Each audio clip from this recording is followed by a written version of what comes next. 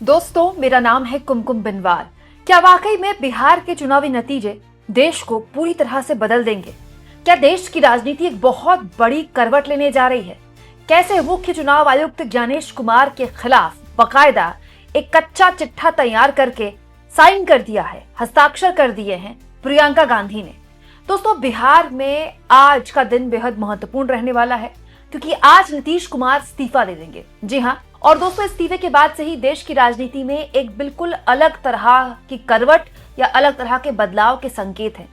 दोस्तों, संभावना है कि आज नीतीश कुमार इस्तीफा दे देंगे और इसके बाद राज्यपाल को जब वो इस्तीफा सौंपेंगे तो राज्यपाल उनसे कार्यवाहक सीएम बने रहने के लिए कहेंगे। ये एक प्रोसीजर है जो कि नई सरकार के गठन से पहले करना होता है। साथ साथ में जो जानकारी निकलकर आई है दोस्तों, जो स्थानीय प्रशासन है पटना का, उसके हिसाब से 17 नवंबर से 20 नवंबर तक 4 दिन के लिए पटना का गांधी मैदान आम लोगों के लिए बंद कर दिया गया है। और जानकारी ये निकल कर आई है कि 19 या 20 ये 2 तारीखें हो सकती है जब पटना के गांधी मैदान में एक बड़ा कार्यक्रम आयोजित किया जाए शपथ ग्रहण का, और इस शपथ ग्रहण में नीतीश कुमार खुद मौजूद हो, नीतीश कुमार की अगुवाई में नई सरकार का गठन हो, नीतीश कुमार मुख्यमंत्री के तौर पर शपथ ले और उसके बाद नया मंत्रिमंडल गठित हो। दोस्तों, बीजेपी चाहती है कि इस शपथ ग्रहण को वो भव्य बनाए। इसमें वो तमाम अपने एलाइज को बुलाने वाली है। चंद्रबाबू नायडू आ सकते हैं, इसके अलावा बीजेपी शासित मुख्यमंत्री यहाँ पर जाहिर तौर पर आएंगे ही आएंगे। लेकिन जो बड़ी जानकारी निकल कर आई है वो ये है कि इस शपथ ग्रहण में विपक्षी दलों को भी बुलाया जाएगा, जो कि दोस्तों एक परंपरा होती है। लेकिन जिस तरह की स्थितियां बनी हुई हैं, ऐसा लग रहा है कि जो विपक्षी दल है इसका टोटल बॉयकॉट कर सकते हैं। सुनने में आया है दोस्तों कि तेजस्वी यादव के परिवार से कोई भी यहाँ शामिल नहीं होगा। हालांकि उसकी बहुत सी अलग वजह भी है क्योंकि उनके परिवार में इस वक्त भारी कलह मची हुई है। वहीं दूसरी ओर खबर यह भी है कि कांग्रेस पार्टी की तरफ से भी यहाँ कोई शामिल नहीं हो सकता। हालांकि नीतीश कुमार के व्यक्तिगत संबंध बहुत से विपक्षी दलों के पार्टियों के नेताओं से हैं।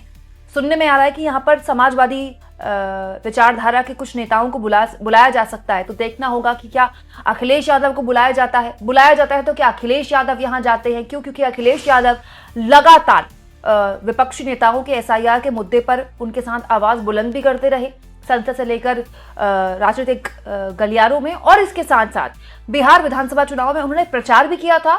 और जब नतीजे आए थे तो उसके बाद उन्होंने आरोप भी लगाए थे कि ये एसआईआर के जरिए डकैती की गई है। इनफैक्ट अखिलेश यादव ने ही कहा पहली बार, सबसे पहले बिहार विधानसभा चुनाव के बाद, नतीजों के बाद, कि दरअसल ये चोरी नहीं है, ये डकैती करा है और पूरा एसआईआर के तरीके से किया हुआ है। दोस्तों, जितनी जानकारी मिली है उसके हिसाब से नीतीश कुमार आज अपनी कैबिनेट का एक पहले बैठक लेंगे और इस कैबिनेट की बैठक में 17वीं विधानसभा को भंग करने का प्रस्ताव पेश किया जाएगा, जो कि पास हो जाएगा। और उसके बाद प्रोसीजर के तहत नीतीश कुमार राज्यपाल के पास जाएंगे और इस्तीफा दे देंगे। लेकिन दोस्तों, बिहार की चुनावों के बाद अब देश की राजनीति का वक्त है। ये वीडियो आप देखिए, प्रियंका गांधी का वीडियो है जो कि उन्होंने सोशल मीडिया में खुद शेयर किया है। प्रियंका गांधी एक दस्तावेज में हस्ताक्षर कर रही हैं। सुनिए प्रियंका का वीडियो।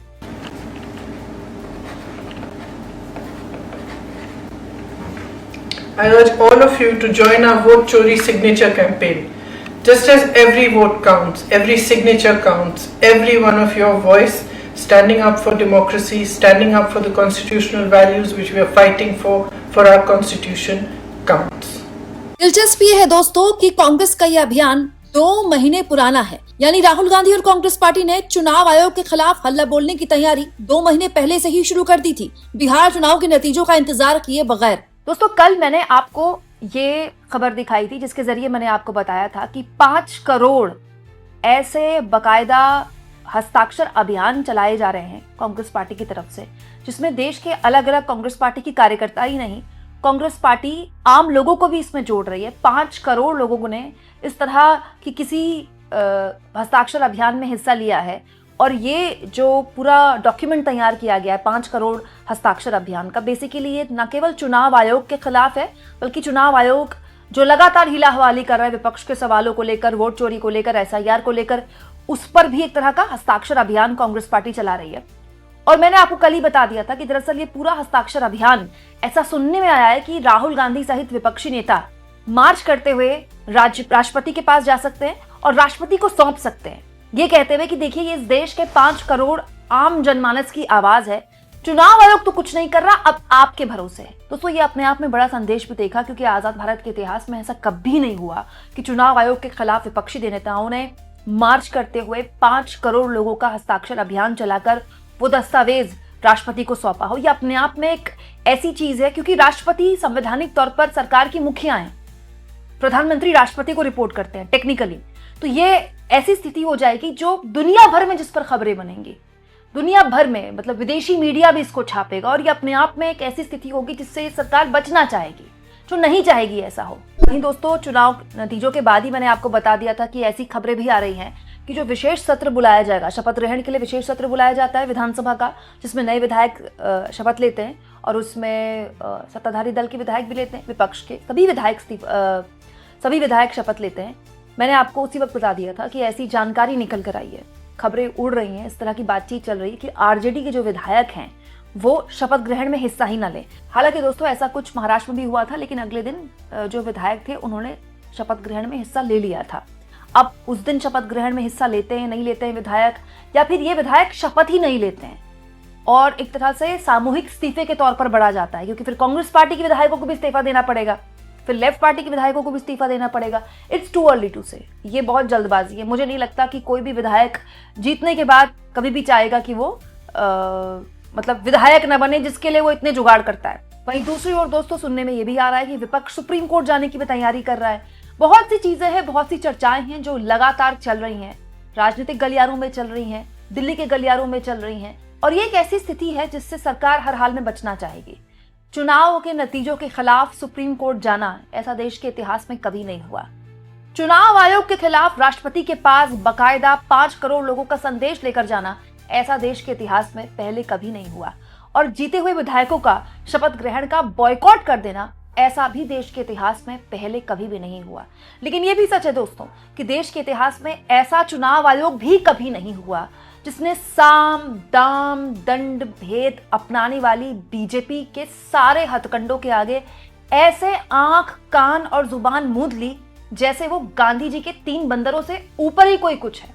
आपको क्या लगता है दोस्तों, ये जो अलग अलग अटकलबाजी चल रही है, साथ में प्रियंका गांधी जैसे लोगों का हस्ताक्षर अभियान, उसमें हिस्सा लेना, क्या वाकई में ये देश की राजनीति को पूरी तरह से बदल सकता है, पलट सकता है? और अगर ऐसा होगा तो ये देश की राजनीति को किधर लाएगा, किधर ले जाएगा? कहीं ऐसा तो नहीं कि ऐसा करके विपक्ष अपने आप को मेन स्ट्रीम से बाहर कर लेगा? क्योंकि मीडिया द्वारा ये भी एक बात कही जाती है, बहुत सारे राजनीतिक पंडित ये कहते हैं कि अल्टीमेटली इससे क्या होगा, चुनाव आयोग ही चुनाव करवा रहा है ना, और जब चुनाव आयोग ही चुनाव करवाता है तो फिर आप उसकी कितनी भी आलोचना कर लें, उस सिस्टम का हिस्सा तो आपको बनना ही पड़ेगा। तो ये कैसे हो सकता है कि सिस्टम के अंदर भी आप रहें और उसकी आलोचना भी करें?